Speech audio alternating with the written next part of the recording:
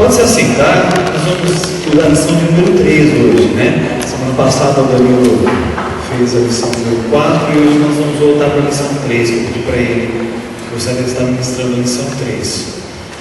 1 Coríntios, capítulo 1. Vamos.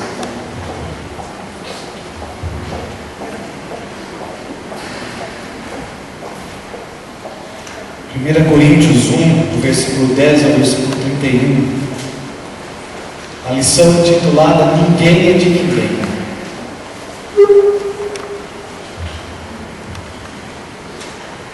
Lição 13. Que número que é a página na revista de vocês? 16. Daqui a minha é 21. Bom, o livro a revista do professor é 21, a revista normal é 16. Então, lição 3 de ninguém, o texto básico está em 1 Coríntios, capítulo 1, divisões na igreja, que diz assim: rogo-vos, porém, irmãos, pelo nome do nosso Senhor Jesus Cristo, que digais todos a mesma coisa e que não haja entre vós divisões, para que sejais unidos no mesmo sentido, no mesmo parecer. A respeito de vós, irmãos, me foi comunicado pelos da família de Coé que há contendas entre vós. Quero dizer com isso que cada um de vós diz: eu sou de Paulo, e eu de Apolo, e eu de Cefas, e eu de Cristo. Está Cristo dividido? Foi Paulo crucificado por vós? Fostes vós batizados em nome de Paulo? Dou graças a Deus porque a nenhum de vós batizei, senão a Crispo e a Gaio, para que ninguém diga que fostes batizados em meu nome. Batizei também a família de Estéfanas. Além destes, não sei se batizei algum outro, pois Cristo enviou-me não para batizar, mas para evangelizar, não com sabedoria de palavras, para que a cruz do Cristo não se faça vã. Pois a palavra da cruz é loucura para os que perecem, mas para nós que somos salvos é o poder de Deus. Pois está escrito: destruirei a sabedoria dos sábios, aniquilarei a inteligência dos inteligentes. Onde está o sábio? Onde está o mestre da lei? Onde está o questionador deste século? Não tornou Deus loucura a sabedoria deste mundo? Visto que na sabedoria de Deus o mundo não conheceu a Deus por sua própria sabedoria, aprove a Deus salvar os crentes pela loucura da pregação. Os judeus pedem sinal e os gregos buscam sabedoria. Mas nós pregamos a Cristo crucificado, escândalo para os judeus e loucura para os gregos. Para os que são chamados, porém, tanto judeus como gregos, pregamos a Cristo, poder de Deus e sabedoria de Deus, pois a loucura de Deus é mais sábia do que os homens, e a fraqueza de Deus é mais forte do que os homens. Ora, irmãos, considerai o que erais quando fostes chamados. Poucos eram sábios segundo os padrões humanos, poucos eram poderosos, poucos eram de nobre nascimento. Deus, porém, escolheu as coisas loucas deste mundo para confundir as sábias. Deus escolheu as coisas fracas deste mundo para confundir as fortes. Deus escolheu as coisas vis deste mundo, as desprezíveis e as que não são, para aniquilar as que são, para que ninguém se glorie perante Ele. Quanto a vós, porém, sois dele, Jesus Cristo, o qual para nós foi feito por Deus, sabedoria, justiça, santificação e redenção, para que, como está escrito, aquele que se gloria, glorie-se no Senhor. Querido Deus, nós louvamos ao Senhor, ó Deus, pela Tua palavra, Deus. Obrigado, Senhor Deus, pela Tua palavra que é viva, poderosa, transformadora. Senhor Deus, que o Senhor venha falar conosco através desta porção maravilhosa da palavra do Senhor. Que nós sejamos edificados, ó Deus, pelo Senhor, para que vivemos, ó Deus, a vida que o Senhor tem para nós, ó Deus, como igreja, como povo do Senhor. Isso em cada coração, que Teu nome, Deus, seja honrado poderosamente em nossas vidas, em nome de Jesus. Amém. Queridos, aqui na lição, nós lemos 1 Coríntios 1, de 10 a 31, e o versículo-chave que nós vamos ler no final está em 1 Coríntios 1, 30, que diz assim: mas vós sois dele, em Cristo Jesus, o qual se nos tornou, da parte de Deus, sabedoria, e justiça, e santificação e redenção. Vamos ler juntos? Mas vós sois dele, em Cristo Jesus, o qual se nos tornou, da parte de Deus, sabedoria e justiça e santificação e redenção. Amém? Queridos, o alvo da lição... perdão, 1 Coríntios 1:30. Passa, por favor. O alvo da lição, você não tem, acho que aí. Aqui fala aqui. Ao estudar essa lição, você será advertido quanto ao perigo da presença do espírito divisionista que se manifesta em certos membros da igreja, e quanto à necessidade de buscar nas Escrituras a razão para que esse espírito não permaneça. Então, pela palavra, até pelo texto que nós lemos, é visível, nós percebemos que, infelizmente, dentro da igreja há aquelas pessoas que elas têm essa característica, o espírito divisionista. Eu sou desse, eu sou daquele, eu falo, vai ser assim, eu penso assim, tem que ser desse jeito. E aqui nós vamos ver que a igreja de Corinto era uma igreja que, infelizmente, ela padecia muito justamente por essa mentalidade, porque muitas vezes os próprios membros dividem a igreja. Por quê? Por causa de preferências, porque é isso que essa igreja fala de preferências. Eu sou de Paulo, eu sou de Apolo, eu sou de Cefas, não, eu sou de Cristo. Tinha também esse que falava, eu sou de Cristo. Então nós vamos estudar exatamente isso. Irmãos, isso não leva a igreja a lugar nenhum, a não ser ficar rodando em volta. Por quê? Porque são tantas disputas, são coisas desse tipo, porque geralmente quem prefere um, quem prefere o outro, vai ter até rixa entre eles, porque sabe, eu sou desse, eu sou desse, e acaba acontecendo tudo isso aqui. Então a lição vai nos advertir justamente ao perigo da presença do espírito divisionista que manifesta. Irmãos, isso é uma palavra para domingo à noite. Falo para você que não é uma palavra para a escola dominical, é uma palavra para a igreja inteira. Tá?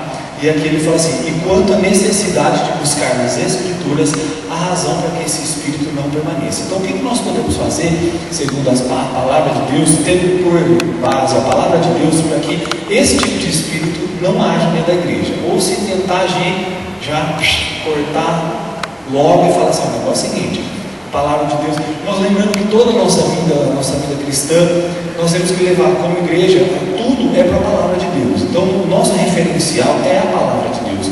Quanto mais a igreja entender a palavra de Deus, eu creio que muitas dificuldades que as igrejas passam, elas deixariam de passar justamente porque, se nós seguirmos a palavra do Senhor, a palavra vai nos conduzir e todos estaremos debaixo do mesmo entendimento. E uma vez que nós temos todos o mesmo entendimento e disposição para viver aquilo, porque também tem que ter disposição, irmão.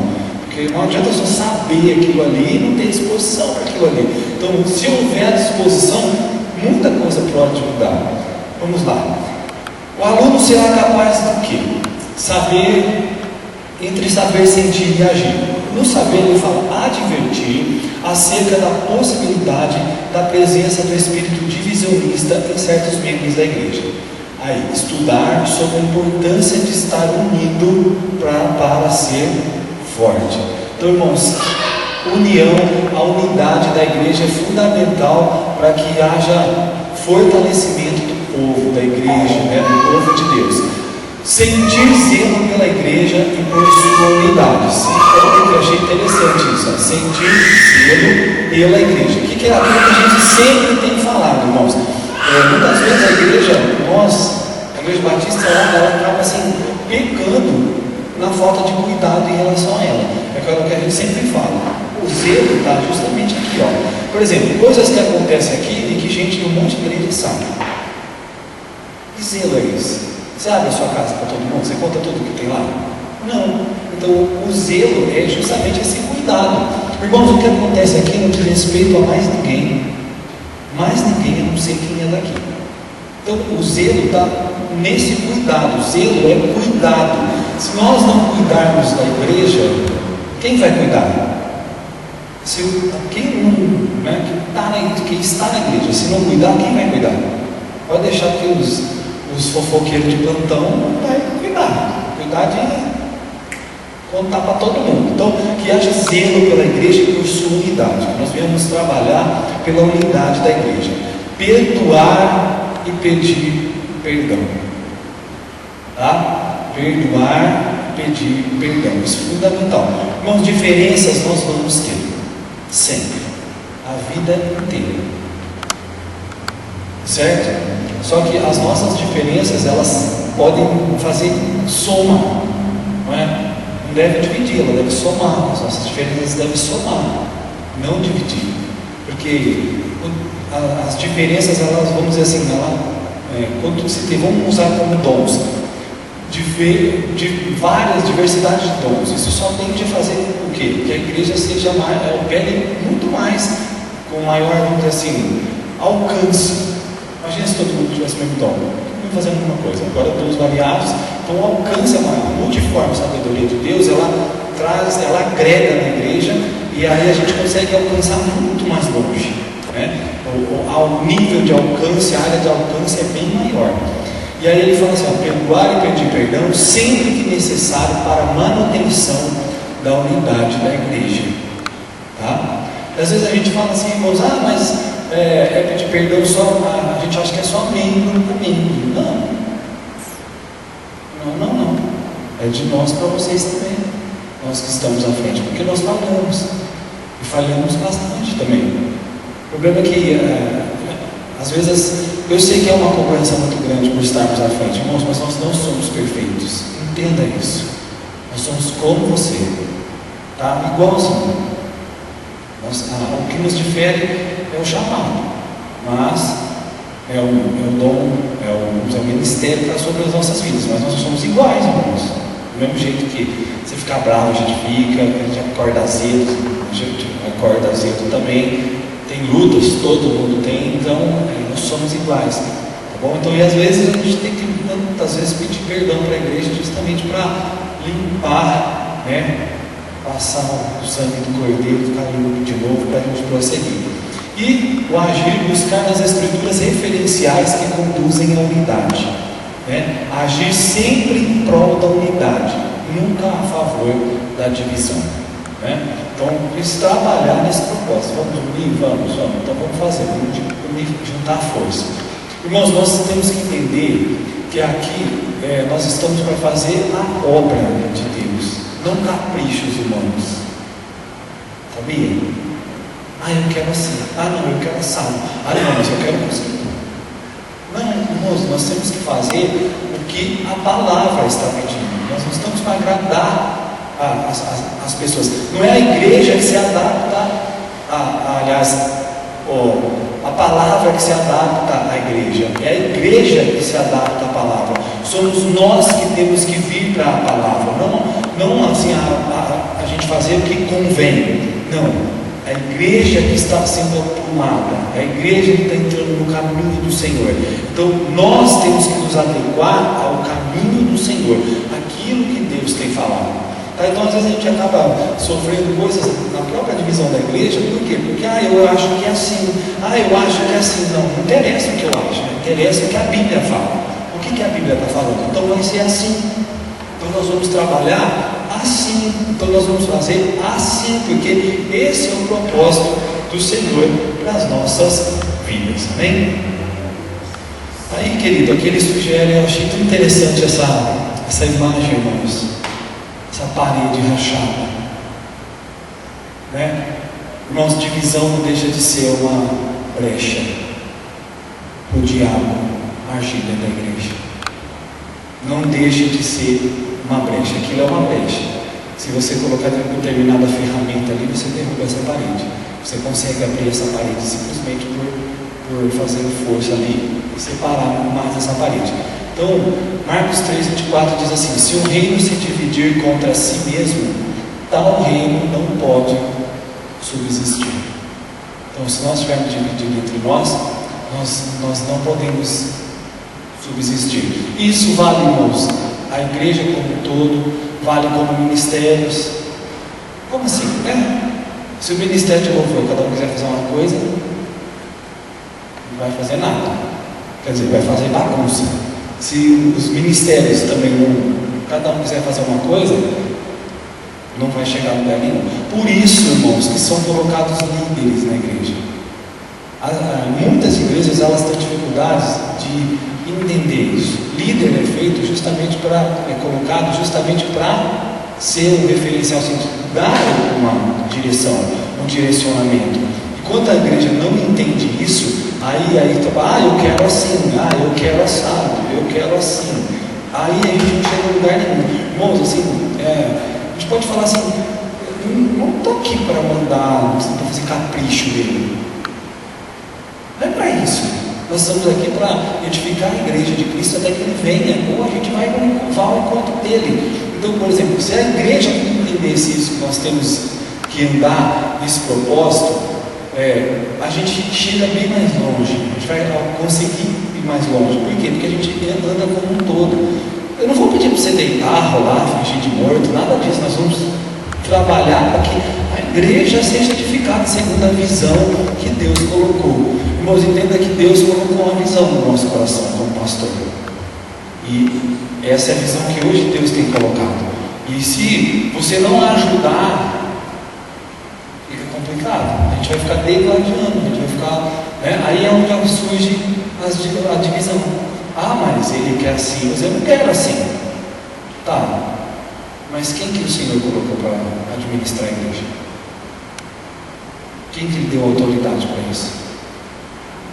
Lá na sua casa, o seu marido instituiu como autoridade, e ele é autoridade, ponto final. Mas eu não quero que ele, mas meu filho, mas Deus quer assim, e ele vai trabalhar agindo dentro dessa autoridade, desses princípios que ele colocou. Então, claro, irmãos, que se a gente errar, a gente vai chegar e vai falar, as pessoas vão falar, acho que você está equivocado nesse negócio aqui, vamos lá para a palavra.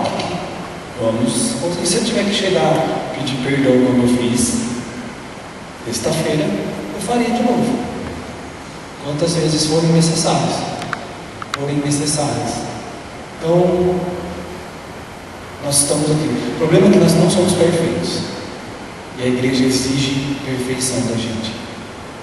E às vezes a gente também exige perfeição de vocês. Bem? Então, se o reino se dividir contra si mesmo, tal reino não pode subsistir.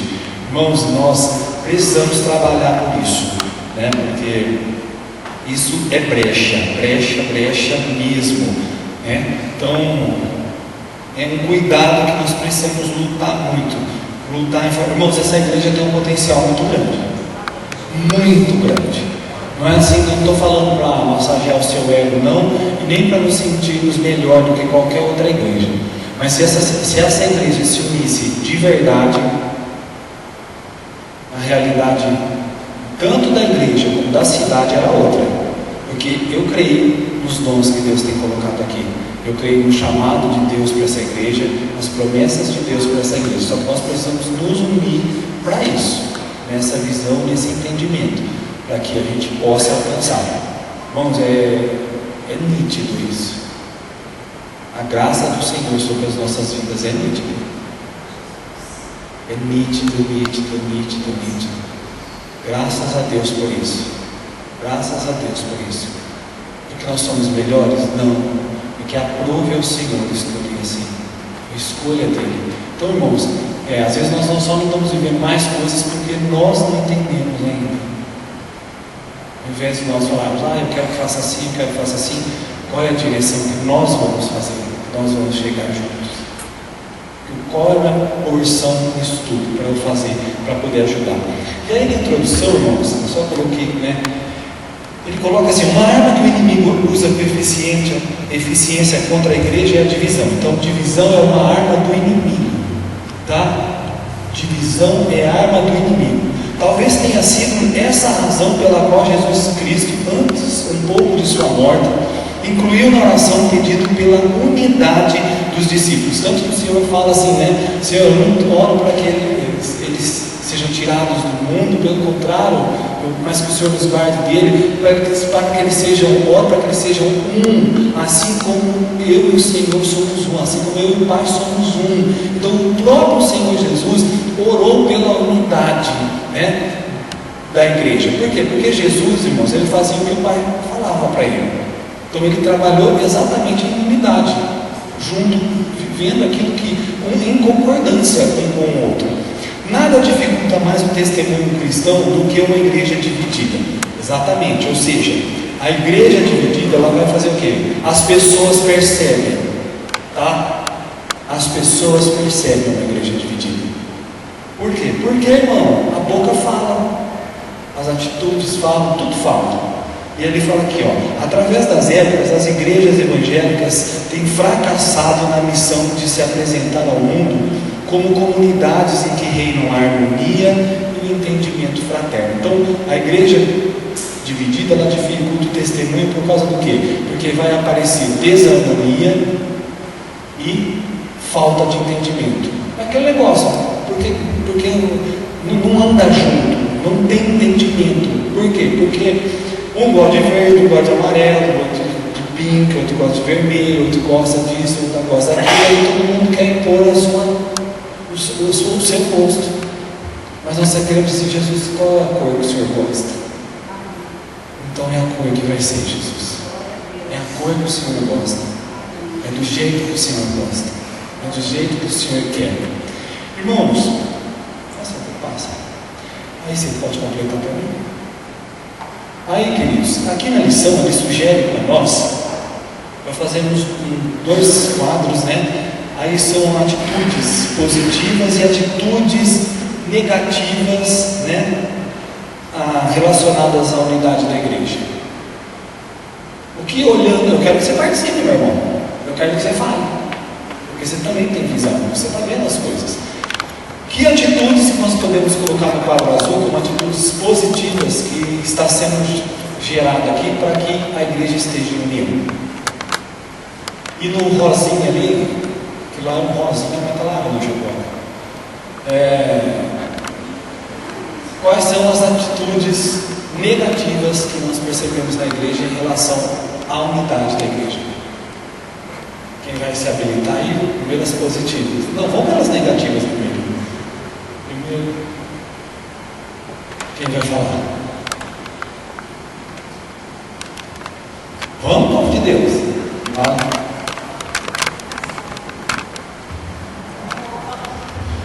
Em que sentido?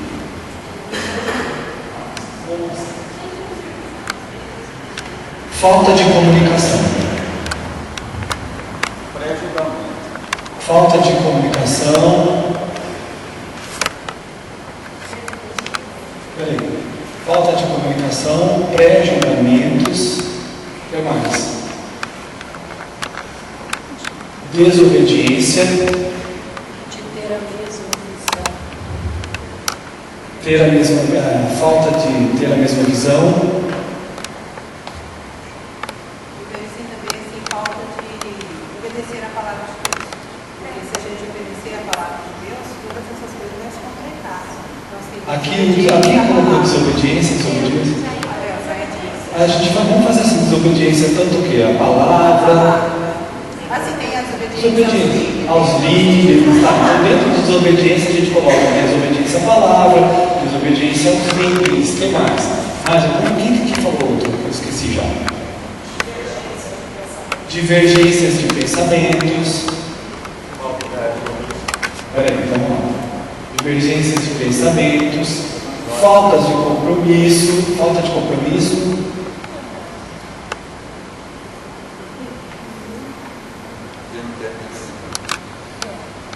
Não só na igreja, mesmo como o líder tem uma visão e os que seguem têm outra.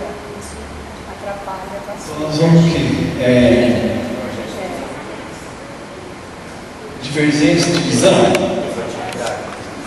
infantilidade ou imaturidade espiritual também, insubordinação às autoridades. Vamos, eles têm misericórdia, ciúmes, invejas, com certeza. Então vai, com imaturidade, mais que tanta coisa, você falou, insubordinação, ciúmes, invejas. Ixi, irmão, eu acho que o quadrinho foi pouco. Desobediência sobre os pastores, que às vezes desobediência não concorda com o pastor fala, desobediência às vezes outros líderes que não é líder, não aceita, né? Preferência a líderes. Preferência a líderes. Isso gera, nós vamos ver isso daí agora, na própria sequência. Exatamente. Não temos que ter opinião, nada de diferença, nada de divisão, a gente vê dentro da igreja, divisão dentro da igreja, isso chateia muita gente. Isso só separa, né? Isso só divide, na verdade. E agora, irmãos, no lado azulzinho, tem alguma coisa boa? Eu vou então preencher o lado azulzinho agora. E atitudes positivas em relação a aqui. Pois é.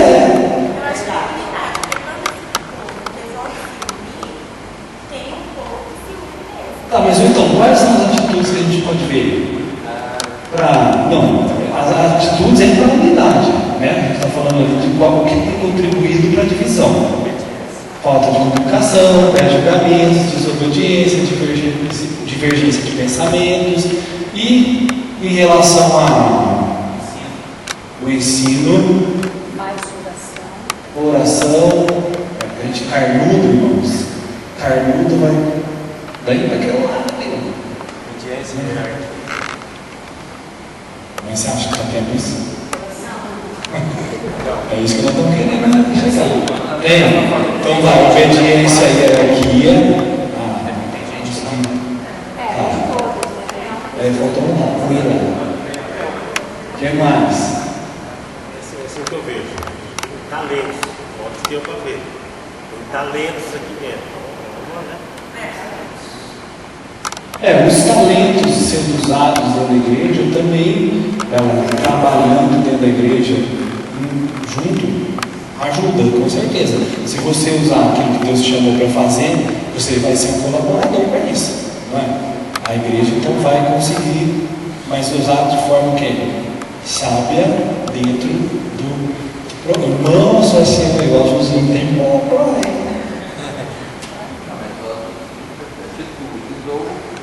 Ações.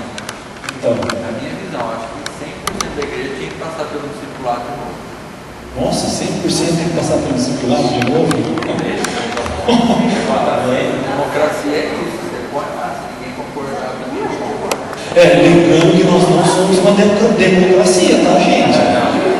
Democracia lá fora, da porta para fora. Aqui dentro nós vivemos uma teocracia, entendeu?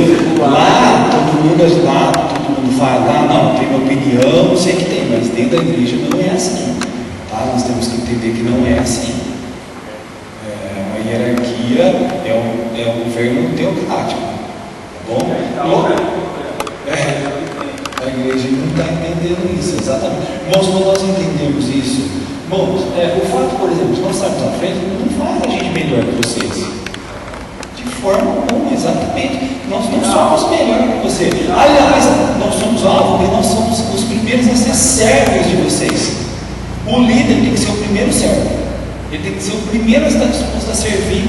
Não é um ou dois, não, é toda a igreja. Ele está disposto a servir toda a igreja. Tá? Então, às vezes, lá fora, quem está em posições altas, consideradas altas, lá é status.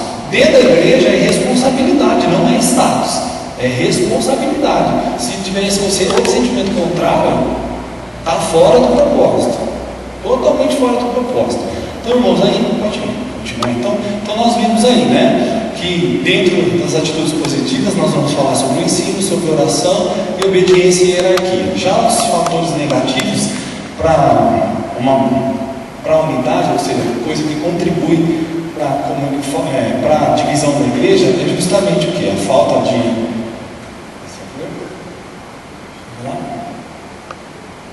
falta de comunicação, pré-julgamentos, desobediência, divergências de pensamentos, falta de compromisso, imaturidade espiritual, ciúmes, invejas, insubordinação e preferência a líderes.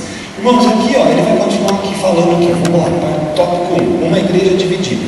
1 Coríntios 1, de 10 a 17.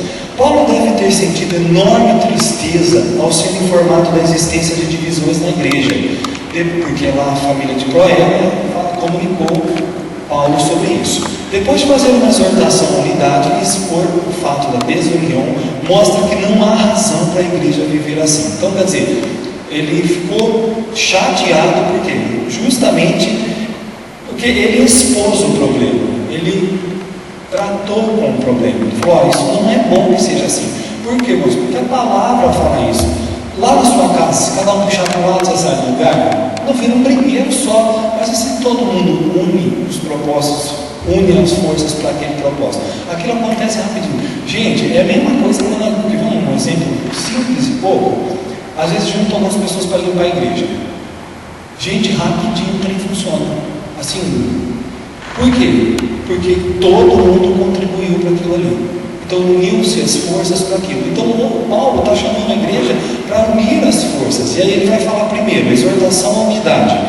Um deles, que fala assim: rogo-vos, porém, irmãos, pelo nome do Senhor Jesus Cristo, que digais todos a mesma coisa e que não haja entre vós divisões, para que sejais unidos no mesmo sentido e no mesmo parecer. Então aí ele começa falando assim: a exortação é iniciada com uma expressão solene: rogo-vos, irmãos, pelo nome do Senhor Jesus Cristo, que é a mesma coisa, até botei a frase lá no PowerPoint falando assim: é como se Paulo dissesse: irmãos, eu peço-vos de joelhos, encarecidamente, pelo nome de Jesus, pelo amor de Deus, andem em unidade.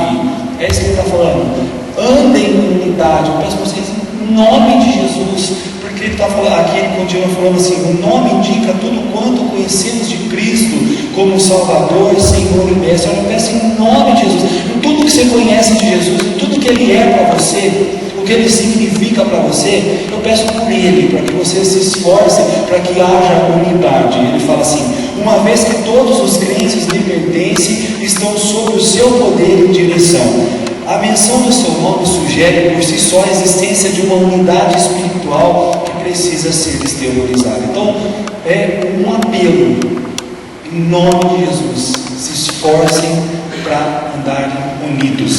O fundamento da exortação é o quê? É a fraternidade cristã, ou seja, nós somos irmãos. Aí você vai falar assim: mas o irmão briga? Que irmão que não briga, né? Que não tem as suas discussões, que não tem as suas divergências. Irmãos, mas aqui o que está em jogo não é uma vontade, um capricho. Aqui é o reino de Deus. É algo muito sério para a gente ficar disputando qualquer coisa. É o reino de Deus. Então o que nós vamos entender? Como irmãos, nós devemos viver essa unidade. Afinal, se já foram tornados um por meio de Cristo, então devem expressar a unidade, demonstrando que pertencem à mesma família. Então, vamos demonstração de unidade, comunhão, estarmos juntos. Esse é o desafio. Irmãos, tem uma música aqui na igreja que você não canta mais. E não dá para cantar. Não dá. Qual que é?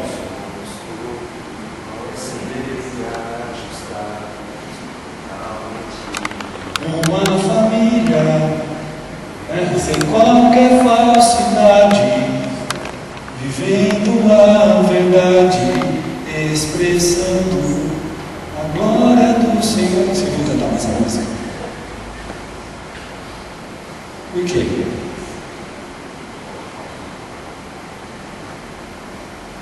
Será que nós podemos olhar para casa de todos os irmãos e cantar assim: eu amo você, preciso de ti? Ou a gente vai fazer assim: não, acho que essa parte eu pulo. Aí a gente fala essa parte, eu corto essa parte, fala, eu volto para o teto. É melhor. Só se cantar profetizando, então. Vamos cantar profetizando, então. Em nome de Jesus, profetizar, então, essa unidade. Irmãos, a música é linda, mas nós precisamos viver essa realidade. Então ele fala assim: podem começar a expressá-la falando todos a mesma coisa, sendo unidos na mesma disposição mental e no mesmo parecer. Isso não é impossível, porque os cristãos têm a mente de Cristo. Nós temos a mente de Cristo. Nós podemos falar a mesma coisa. Nós podemos falar divergência de pensamentos, eu digo assim, irmãos, de preferência, de gosto, Nós somos diferentes na forma de tratar uns com os outros, na forma de falar, mas, irmão, Cristo, a mensagem da cruz é uma só, a palavra de Deus ela é uma só, é única, não é um monte assim, sabe, dividida, não, ela é uma só. Então, e aqui ele fala aqui, se procurassem a unidade em torno daquilo que é essencial, evitariam as divisões e viveriam inteiramente unidos. Buscar o que é essencial. E o que é essencial, irmãos? Cristo é essencial. Ele é essencial. Ele é tudo o que precisamos. Se atendêssemos hoje a exortação de Paulo, porventura não livraríamos as igrejas de tantos dissabores internos e de tanta vergonha externa, provocados pelas divisões e criação de partidos? Com certeza. Com certeza. Com certeza. Segundo, primeiro ele exorta a unidade, depois ele fala sobre as contendas e os partidos, que vai do versículo 11 ao versículo 13, onde fala, eu sou de Paulo, e eu de Apolo, e eu de Cefas, e eu de Cristo, né? O que motivou a exortação à unidade foi a informação obtida por meio de irmãos da casa de Cloé, talvez uma senhora reconhecidamente idônea naquela comunidade. Havia contendas, o que indica a existência de um espírito de facciosidade entre os irmãos, que resultava em brigas. Então, irmãos, Corinto provavelmente era uma igreja que o povo saía no muque, assim, literalmente, nos tapas. Por quê? Por causa justamente dessa divisão que havia entre eles. Então, as emoções eram exaltadas e a rivalidade entre eles era exposta. As contendas ou porfias são condenadas como obras da carne, né? Gálatas 5:20 fala que obra da carne é porfia, contenda, discórdia, dissensão, discussão e tantas outras coisas mais. Então isso daí só mostra a carnalidade. Tem até na Bíblia Thompson, tem aí no capítulo 3, aqui ele fala assim, o espírito mundano causa dissensões nas igrejas. Então quer dizer, quando há o espírito mundano, né, e não o espírito de Cristo, a igreja ela fica dividida. Tá? Então é interessante isso, irmãos. São geradas pelo desentendimento que acirra os ânimos, geralmente devido às preferências individuais. Então, provavelmente vai haver dificuldades. Quando há preferência de alguma coisa, vai dar problema. Não precisa ser só em líder, não. Pode ser até em coisas dentro dos ministérios. Dentro dos ministérios mesmo pode acontecer isso. Os cristãos coríntios estavam divididos. O problema era a tendência para a formação de partidos. Cada grupo se reunia em apoio a determinada personalidade. Então aí ele fala assim, é bom levar em conta que sempre haverá diferentes ênfases e ideias doutrinárias dentro da igreja local. Os cristãos podem ocasionalmente apegar-se a aspectos diferentes da verdade. Como assim? Tem pessoas que dão mais ênfase a determinados assuntos da Bíblia. Então, eles se apegarem a esses assuntos, tá? Tem alguns que dão preferência a isso. Isso pode acontecer. Por exemplo, dentro da palavra de Deus, tem pessoas que gostam de determinados assuntos. Eles têm uma preferência por aquilo ali. Mas é diferente do que você se apegar a pessoas, aqui onde causa divisão. Assuntos bíblicos, cada um, o que você gosta? Qual parte da Bíblia que você gosta? Cada um tem, tá? Mas cristologia, por exemplo, é maravilhoso estudar. Não tem nada melhor do que estudar para cristologia. Eu gosto de cristologia. Então, mas e você gosta do quê? Então, quer dizer, isso é gosto normal, isso não tem problema. Então ele fala assim, mas quando um cristão ou um grupo de cristãos seleciona um aspecto particular da verdade e fica inteiramente absorvido por ele, negligenciando o cerne da verdade, que é Cristo, então tal aspecto preferencial se transforma no meio. A mesma coisa pegar um assunto dentro da palavra de Deus, onde Cristo vai ficar no segundo lugar. O que importa é só aquele negócio, é só aquilo ali, é só aquilo ali. Não, o cerne da palavra, né, que sustenta sustenta toda a palavra, o fator principal é Cristo, irmãos. Cristo. Nós precisamos ser cristocêntricos, tá? Tanto que as músicas do louvor, hoje elas estão sendo cristocêntricas. Por quê? Porque quanto tempo a gente ficava pedindo isso, pedindo aquilo, fazendo isso, parecia que o culto era assim: Jesus faz isso, manda isso, dando ordem para o Senhor. O culto é para o Senhor, é o nome do Senhor que tem que ser exaltado. Então Cristo, ele está sendo, tanto que os hinos que nós temos cantado têm sido nessa intenção, Cristo sempre, que nós estamos aqui por causa de Cristo, tá? Somente por causa dele. Então ele é adorado, o louvor é para ele, não é para a igreja, o louvor é para o Senhor, é o culto a ele. E aí ele fala aqui, ó, aqui dentro dessa, onde que ele fala assim das preferências, das contendas e porfias por preferências individuais, aqui ele lista 4 partidos, quando ele lista lá: eu sou de Paulo, eu sou de Apolo, eu sou de Cefas e eu de Cristo. Ele lista 4 partidos. O primeiro dele, o partido dos saudosistas. Os coríntios que formavam esse partido diziam, provavelmente com muito orgulho, que pertenciam a Paulo. Talvez fosse formado principalmente dos crentes que se colocavam ao lado do apóstolo por ele ser o fundador da igreja. Mostravam-se gratos por terem sido levados por ele à fé. Lembravam-se com saudades do tempo em que o apóstolo esteve entre eles.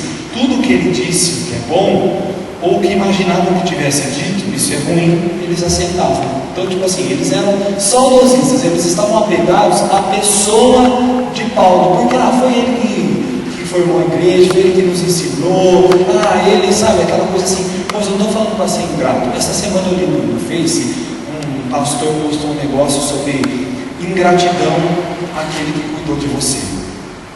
Irmão, eu achei assim, aquilo lá estava tendencioso. Por que tendencioso? Porque não é porque eu estou te ensinando alguma coisa que amanhã, se você decidir ir para outra igreja, eu vou falar: você está sendo ingrato comigo. Não, se é a direção de Deus que você vá para outro lugar, se é amém, querido, vai com Deus, vai, seja feliz. Não, ninguém tem que ficar preso a mim porque a gente pregou a eles. Que negócio é esse? Então, quer dizer, era uma coisa tendenciosa no sentido assim que qualquer pessoa que não aceitava ser liderado por essa pessoa é ingrato. Não, que negócio é esse? De onde que está isso? Não tem nada a ver. Nada a ver. Claro, tem gente que manifesta ingratidão, sim, né? Na forma de fazer, mas você simplesmente chegar e falar: não estou indo porque agora é a direção de Deus para outro lugar, não está sendo ingrato. Que negócio é esse?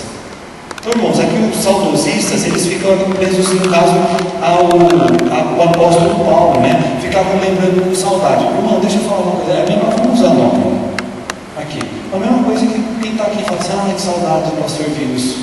A gente tem que ser grato a ele por tudo que ele fez, pelos anos que ele esteve aqui conosco, pelo que ele fez pela igreja. Glória a Deus, que Deus abençoe a vida dele. Mas assim, fica assim, vivendo, não vive o que está agora. Por quê? Porque fica, ele, sabe, ele não faria assim, ele não está mais aqui.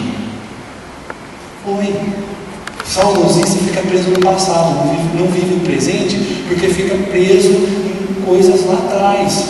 Nós não somos chamados, irmãos, glória a Deus pelo tempo que ele esteve aqui. O tempo que ele teve que ficar aqui, ele ficou, glória a Deus por isso, glória a Deus por tudo que foi feito.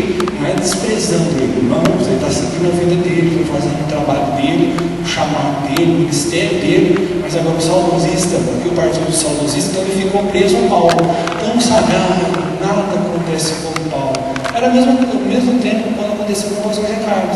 Quando o pastor veio, que saudade que eu tenho do pastor Zé Carlos, não sei o que tem. Irmão, lembrar que a gratidão é bom, mas assim, não se prenda a isso. Nós não podemos nos prender em homens. Não, isso não. E aqui, partindo da elite intelectual, aqui são os defensores de Apolo, né? Os partidários de Apolo preferiam-no por ser homem eloquente e poderoso nas Escrituras. Ele era instruído no caminho do Senhor e, sendo fervoroso de espírito, falava e ensinava com precisão a respeito de Jesus. Então o cara era... Pensa em alguém que pregava, que falava, que era conhecedor da palavra. Então a elite cultural, aqueles que gostavam de conhecimento.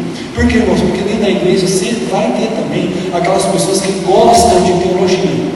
Tem pessoas que gostam da palavra de Deus, leem a palavra de Deus, amém, mas tem quem gosta de estudar profundamente a palavra de Deus. O fato é que esses que gostam de conhecer profundamente, vamos dizer assim, ele se identificaria com Apolo por causa da elite intelectual, no sentido do grande conhecimento. Por quê, irmãos? Porque os gregos, eles eram filósofos.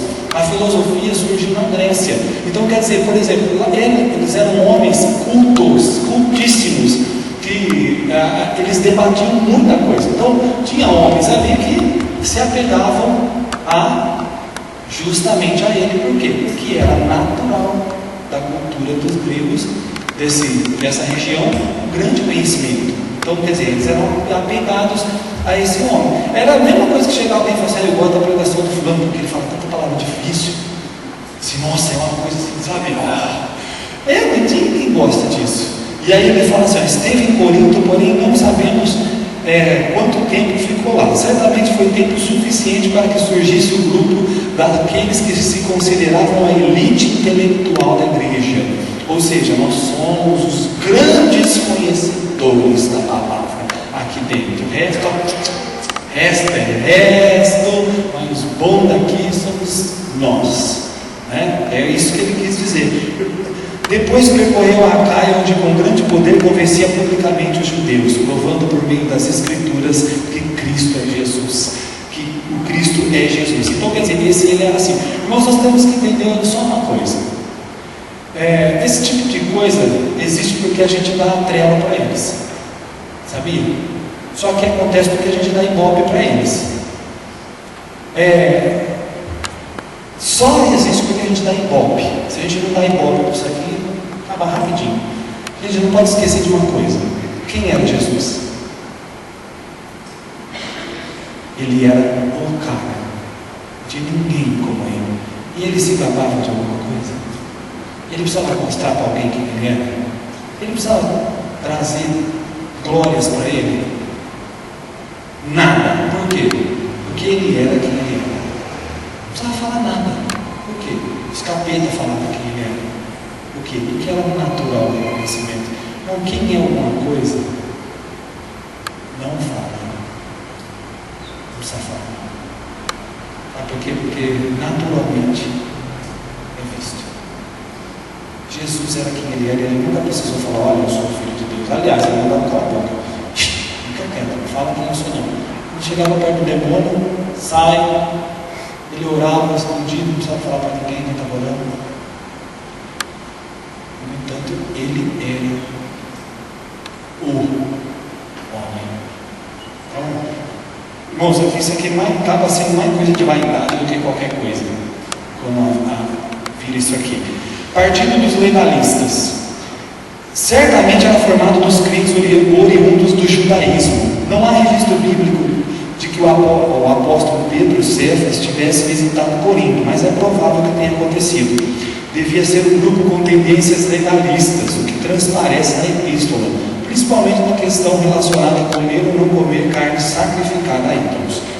Não que Pedro lhes tivesse ensinado a serem apegados ao legalismo, mas erradamente o tinham como inspiração para defender e viver a espiritualidade baseada em evidências externas. Tinha aqueles que queriam ficar presos, no caso dos legalistas, eles se identificavam com aqueles ainda que não tinham entendido. Irmão, quando a gente não entende a obra da cruz, quando a gente não entende a obra da cruz, de verdade a gente é legalista. A gente acaba sendo assim, onde a gente tenta mostrar no exterior aqui, alguma santidade, coisas desse tipo. Então é bem aqui o que ele está falando aqui, é muito interessante. Ele fala em defender e viver a espiritualidade baseada em evidências externas. Ou seja, tem que mostrar fora para as pessoas verem. Vestir uma roupinha de crente é fácil, falar o gospel, o evangeliquez é fácil, mas aqui dentro só o Senhor conhece. É aqui que está. Ele pode ser totalmente retardado, mas Deus sabe do compromisso de cada um. Deus conhece o nosso interior. Então, irmãos, aqui tinha os legalistas, então que ficavam presos a esse tipo, que tinha que ter essa demonstração. Não. O dia que a gente tem que demonstrar para os outros que a gente é alguma coisa, já perdemos foco. Claro que nós temos que sal e luz, isso aí é responsabilidade de testemunho. Agora, mostrar para os outros a nossa espiritualidade, estamos fora, estamos bem fora. Porque quando a gente tem, ela acontece naturalmente. Não tem que falar nada. Não é a roupa que eu visto, não é simplesmente chegou, falar é diferente, a vida é diferente, tudo é diferente. Ainda é assim hoje, há na igreja irmãos acostumados a enfatizar determinados padrões externos de comportamento como evidência de espiritualidade. Precisamos vigiar constantemente contra qualquer redução da vida cristã a uma série de regras ou proibições. Faça isso, não faça aquilo. Sabe, um monte de gente que faz isso, não faz aquilo, porque para mostrar que é crente. Tá. Desde quando que isso mostra? Irmão, deixa eu falar uma coisa. Hoje, isso já não rola mais. Antes os crentes eram vistos como o povo da saia, o povo do cabelão, o povo da... Agora, filho, eles falam mal de crente de tudo quanto é jeito, até os da saia, de tudo. Por quê? Porque o testemunho está deixando a desejar. Então, quer dizer, não é mais a roupa, né, que vai fazer a diferença. Então, e aí, por último, irmãos, esses super crentes aqui, pelo amor de Deus, isso aqui é o pior. Devido à presença dos 3 grupos anteriores na igreja de Corinto, cada um formado em torno de um líder humano, surgiu um quarto. Então, eu sou de Paulo, eu sou de Apolo, eu sou de Pedro. Aí chegou alguém e falou assim: eu não sou de nenhum desses 3 aí. Desses 3 corretos. Eu sou de Cristo. Aí ele falou assim: os irmãos que o formavam estavam tão embebidos do espírito partidarista quanto os demais. Por quê? Talvez fossem o mais orgulhoso dos grupos. Não davam nenhuma importância à liderança humana e se diziam seguidores autênticos de Cristo. Cristo é o nosso líder, proclamavam. Dependemos apenas dele e não precisamos nos sujeitar a nenhum líder humano. Esses são os super crentes. Já quebrou todos os princípios de liderança, porque ele falou assim: não, nós servimos somente a Cristo, nós fazemos só o que Cristo mandar. Então, se você fizer só o que Cristo mandar, você já ia obedecer aos líderes, você já está completamente fora. Eles são super espirituais. Aquele que fala assim: para que eu vou na igreja? Eu posso servir a Deus em casa. É bem assim. Você nunca ouviu isso? Eu já ouvi. Não, eu não preciso ir na igreja para servir a Deus. Tá bom, então vai nessa. Esse partido deve ter contribuído para a existência de um grupo de crentes super espirituais. Não é difícil imaginar que sua criação resultara da influência das religiões de mistério de Corinto. Os que o formavam davam ênfase às experiências espirituais desvinculadas dos ensinamentos das Escrituras. Isso é perigoso. Isso é um grande perigo. Experiências que estão desvinculadas à palavra de Deus. Irmão, a nossa regra de fé é a palavra. Se a gente sair da palavra, aliás, como que a gente vai julgar um profeta? Pela palavra. Como nós vamos julgar os espíritos? Pela palavra. Se eles andam na palavra, se eles estão dentro dos ensinos da palavra. Então, como é que é esse super aqui? Falar que Deus me pareceu o quarto anjo, mais um, Gabriel, Rafael, Miguel, que aliás a Bíblia nunca fala de Rafael, só fala de Gabriel e de Miguel, Então aí apareceu o Seilael, que é quem aí, o Seilael, então aparece o Seilael aí, que revelou alguma coisa e falar, gostou do sei lá, né, irmãos? Não ignoremos que todos esses partidos têm seus adeptos na igreja de hoje. Tem, ainda tem.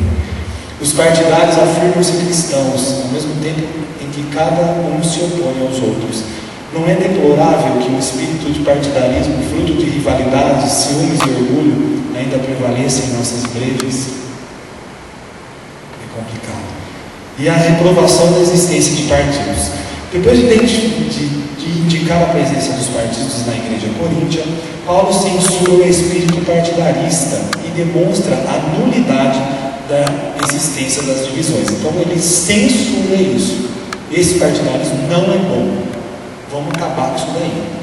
Logo, por quê? Aí ele leva como referência, ele vai para quê? Olha lá, irmãos. Para onde que ele leva o povo? Cristo. Aí ele começa a integridade de Cristo, ou seja, inteiro, integridade inteiro. Acaso Cristo está dividido? Pergunta o apóstolo. É como se lhes perguntasse: vocês acham que existem pedaços de Cristo distribuídos entre vocês? Cristo não pode ser partido, ou temos por inteiro ou não. Se a igreja está dividida em partidos e os crentes defendem estar ligados a Cristo, então Cristo precisa estar fragmentado. Não é isso? É um absurdo? Então ele está falando assim: não, Cristo é um só e não pode estar dividido dentro de uma igreja. Ah, sim, não. Cristo, ele é um só. Então nós temos que estar todos ligados a Ele. A nossa visão, a nossa direção, o nosso alvo, tudo tem que ser somente agradar ao Senhor. Só fazer por Ele. Então, a cruz de Cristo. Foi Paulo crucificado em favor de vós? Então eles davam tanta importância às vezes para Paulo, para aquele fato de Paulo, né, ter estado entre eles. Era mais honra para aquele homem do que para o próprio Deus. Então focava tanto na imagem do líder que Cristo ficava para segundo plano. A ponto de Paulo falava: por um acaso foi Paulo que foi crucificado por vocês? Gente, vocês estão dando tanta ênfase para Paulo, Apolo, para Pedro, que quem realmente é importante está ficando de lado. Então é onde ele fala aqui: foi Paulo crucificado em favor de vós? É a segunda pergunta. O apóstolo desafia os coríntios a abandonarem os partidos e se aglutinarem em torno de Jesus Cristo crucificado. Então, se foi um que batizou, se foi um que deu discipulado, se foi outro que fez, não importa. Importa é que nós temos que estar com a nossa visão, com o nosso olhar para Cristo, somente nele. Ele é a razão para nós estarmos aqui.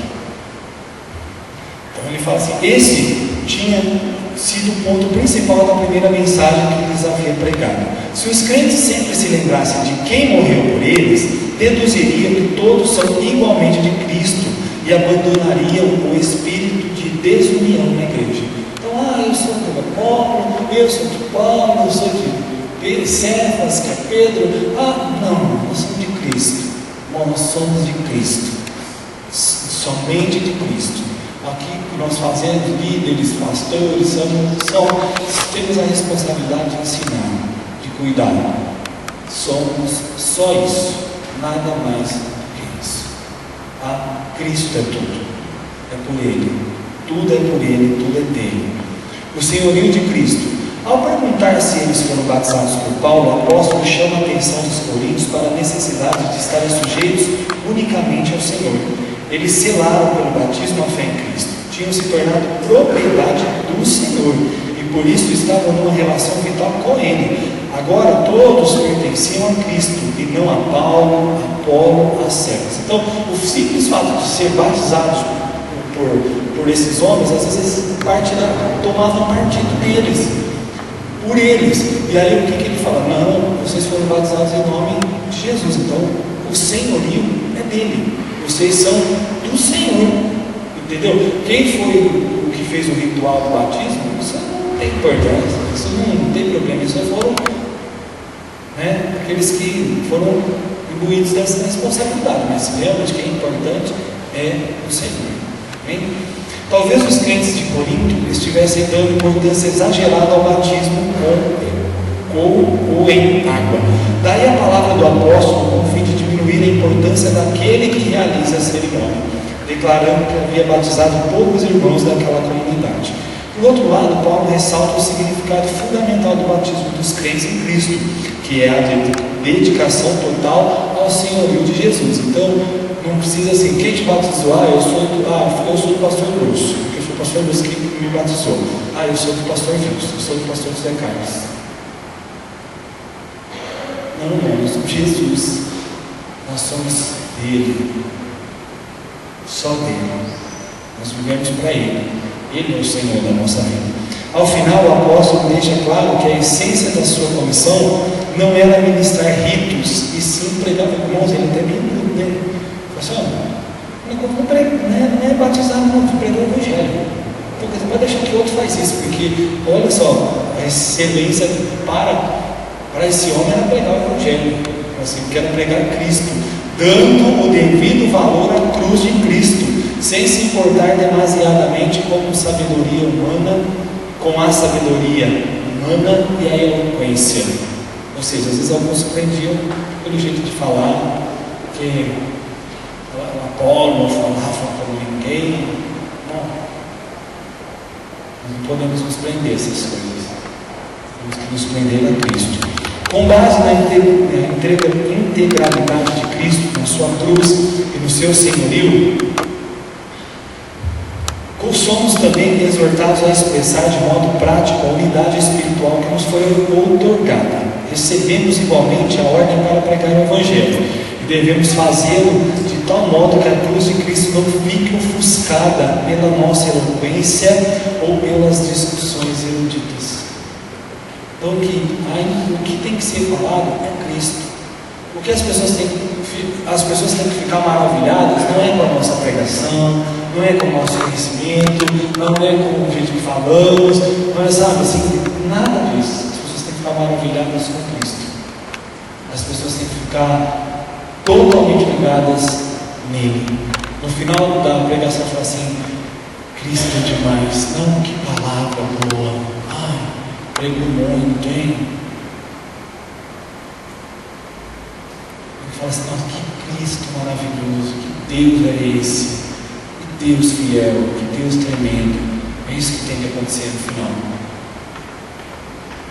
Aí está aqui, como você coopera para a unidade da sua igreja?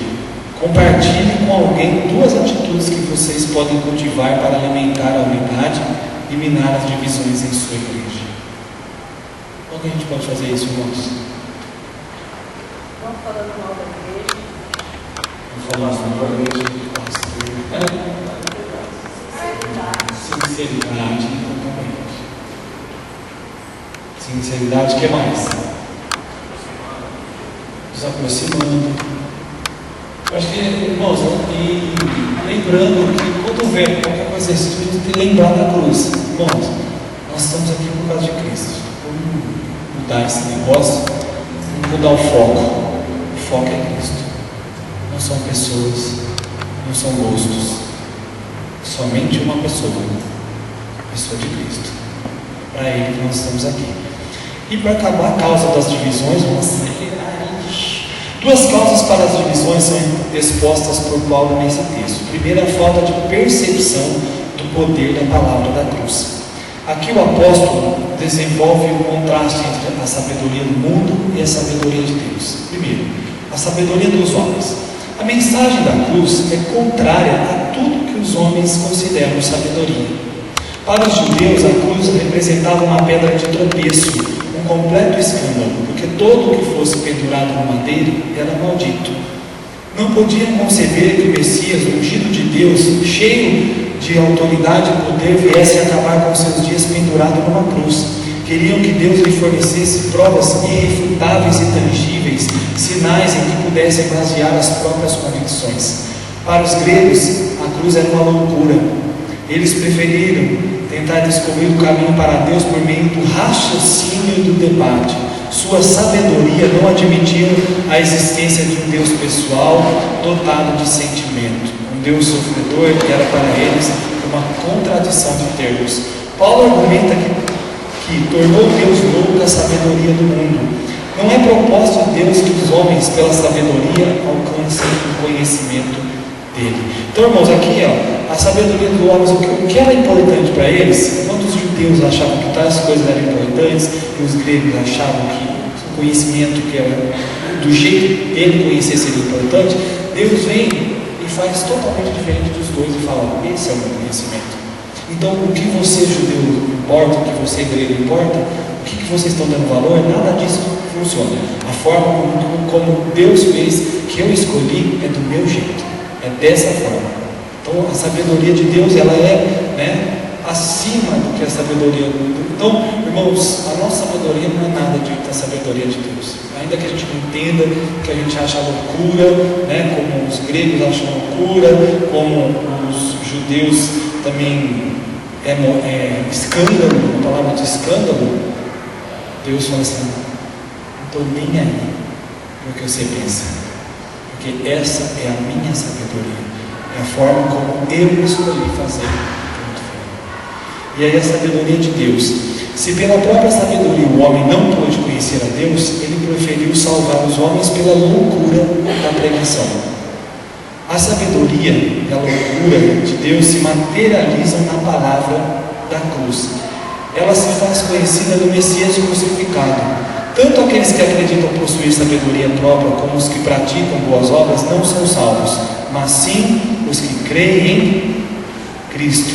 Olha que interessante, aqueles que acreditam possuir sabedoria própria como os que praticam boas obras não são salvos. Não é a nossa sabedoria, não são as boas obras que nos salvam, mas sim a fé em Cristo. Somente quando o homem judeu ou gentil busca a salvação em Jesus crucificado, experimenta o efeito do poder e da sabedoria de Deus. Então, o que os judeus pensavam não interessa, o que os gregos não pensavam, o foco, a visão, o olhar era para a cruz, para a palavra da cruz. Aquela sim era a sabedoria de Deus. Os homens consideravam a sabedoria de Deus, a palavra da cruz, toda inconsistente. Entretanto, a loucura de Deus é mais sábia e a fraqueza de Deus é mais forte do que a sabedoria e o poder dos homens. Isso Paulo defende como ninguém, né, irmãos? Por quê? Porque Paulo sabia o significado da cruz. Quando nós entendemos o significado da cruz de Cristo, tem tanta coisa que a gente perde valor, tanta coisa que a gente deu tanta importância, já não vira mais nada. Você fala assim: não é mais nada. Por quê? Porque a cruz de Cristo, ela é a sabedoria de Deus. E falta de compreensão acerca do método de Deus para salvar os homens, que é a segunda causa de divisões. A primeira era a falta de percepção do poder da cruz. Então, que eles estavam presos a homens e não na revelação que Deus estava trazendo da sua sabedoria. Eles estavam presos às coisas deles ainda. Eles não tinham se desligado dos conhecimentos deles, daquilo que já estavam arraigados nele. Então Deus estava dizendo: não, tira os olhos de você e entenda que o que eu fiz não está em vocês, está em mim, no meu conhecimento. Era simplesmente tirar os olhos de nós e olhar para Cristo. Era isso que ele estava falando: tire os olhos do humano e olhe para o alto. É isso que ele estava falando. Tira o olho dos humanos e olhe para o alto. Olha para mim. É isso que o Senhor estava falando. A falta de compreensão acerca do método de Deus para salvar os homens. A sabedoria de Deus pode ser vista no método que empregou para salvar os homens. Paulo já indicou no versículo 21: aprove a Deus salvar os que creem pela loucura da pregação. E agora reforça o valor desse método, contrapondo a nulidade do orgulho humano. Então, se a igreja estava dividida lá em saudosistas, em intelectuais, em legalistas, em supercrentes, então vocês podem tirar tudo isso daí, não vale de nada, porque o que é importante é você entender que você é salvo pela pregação do Evangelho, pela loucura da pregação do Evangelho. Então, foca, vocês estão desfocados, foca no lugar onde vocês têm que estar focados. A sabedoria humana não salva. O apóstolo lembra aos Coríntios que eles não foram alcançados para a salvação por meio de filosofias pretensiosas, e sim pela simplicidade da pregação. Se a salvação dos pecadores ficasse subordinada à escolha dos homens, eles escolheriam os mais sábios, os mais nobres, os mais poderosos para salvar. Mas Deus costuma preterir o que tantos homens prezam. Nossa, é isso. Que entendimento, né? Se fosse olhar para nós íamos escolher os melhores, é isso que ele está falando. Os mais sábios, os mais nobres, mas não tanto aquilo que Deus é, aquilo que o homem dá importância, Deus vai lá e faz tudo o contrário. Ou seja, Deus despreza isso. Por isso não chamou muitos sábios, nem muitos poderosos, nem muitos nobres, mas escolheu muitas pessoas que o mundo considera menos importantes. O método de Deus tem como objetivo principal impedir que o homem se vanglorie na sua presença. Bom, isso é lá dentro e lá atrás, né? Davi e Saul. Nitidamente. Quem que era fofão? Grandão, bonitão, dos ombros para cima não tinha ninguém bonito igual ele. Era top, né? Aí na hora que Samuel foi lá ungir Davi, traz os irmãos. Quem que o pai trouxe? Os bonitão, fartão. Não é nenhum desses. Então, aqueles que enchiam os olhos, não foi esse que Deus escolheu. Deus escolheu aquele pequenininho que estava lá no campo, né? E fez ele o grande rei de Israel. Então, quer dizer, Deus sempre mostrou isso, né? Deus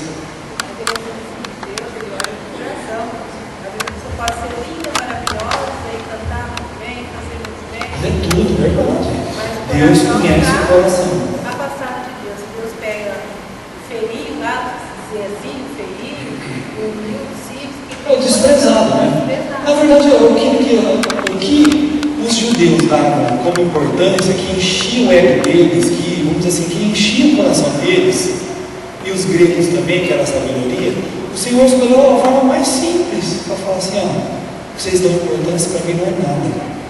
Que eu vou salvar usando a maneira mais escandalosa que tem. Mas é essa maneira que eu escolhi. E aqueles que querem me servir vão aceitar essa maneira. Vão entender essa maneira. O método de Deus tem como objetivo principal impedir que o homem se vanglorie na sua presença. Né? Se fosse, segundo os judeus, olha, o Salvador é como nós. Ah, se fosse como os gregos, o Salvador é como nós. Olha isso. Se alguém tem que se vangloriar, vanglorie-se no Senhor. Então a glória é dele. A sabedoria está em Cristo. Tudo que somos vem de Deus, em Cristo. Deus fez com que Ele fosse tudo para nós. É a sabedoria de Deus, porque foi escolhido por Ele para ser o meio da nossa salvação. É a nossa justiça, porque mediante a fé nele somos declarados justos por Deus. É a nossa santificação, porque por Ele somos colocados na posição de santificados. É a nossa redenção, porque quando Ele voltar, seremos redimidos com alma e corpo e levados para o nosso reino. Glória a Deus. O método divino, portanto, consiste em conceder posição e honra especiais somente ao Filho e não a homem algum. Há uma ligação entre isso que o apóstolo acaba de dizer e a censura do espírito partidarista na igreja coríntia. Se a salvação é resultado da sabedoria de Deus, a palavra da cruz, a mensagem do Cristo crucificado, pode achar desculpa para a divisão dos crentes? Onde buscar justificativas para dizer eu sou de Paulo, eu de Apolo? Haveria alguma razão para se gloriarem nos homens? Não, né? Então aí ele fala assim: agradeça a Deus porque a salvação é obra dele e não de qualquer homem. Deus usa homens para salvar outros. E em duas maneiras de agradecer as pessoas que lhe falaram de Jesus, sem perder o foco que a glória pela sua salvação é somente de Deus. Amém? Irmãos, o que nós fazemos para vocês, nós fazemos porque nós amamos a Deus, não para sermos reconhecidos. O alvo é Cristo, é agradar a Cristo. Conclusão. Alguém é de alguém nas igrejas evangélicas? Não. Não. Ninguém é de ninguém. Aqui, ninguém é do Lúcio, ninguém é da Mies e ninguém é do Paulo. Nós somos de Cristo. Só dele. Somente dele. Evitemos o culto a personalidades, porque só contribui para a criação de partidos e para desviar o espírito do cristão do cerne da verdade, que é Cristo. Vigiemos para não ficarmos absorvidos por um aspecto particular da verdade, negligenciando o todo, que é Cristo. Pensemos no que é possível fazer para que o espírito divisionista não prevaleça nas igrejas. Então, qual é a contribuição que eu posso dar para que isso não aconteça na igreja? E reconheçamos que não temos outra mensagem para anunciar aos homens senão a palavra da cruz, mesmo que eles a considerem tola e inconsistente. Afinal, o Cristo crucificado é a nossa sabedoria, nossa justiça, santificação e redenção. Amém? Só Ele, irmãos. Só Cristo. Somente Ele. Somente o Senhor. Olha lá, irmãos, aí eu achei uma imagenzinha. Irmãos, acho que está havendo uma pequena divisão na nossa igreja. Olha aí. A soberba gera divisão. A caridade, que no caso é o amor, a comunhão. É o Agostinho que fala isso, né? Certo?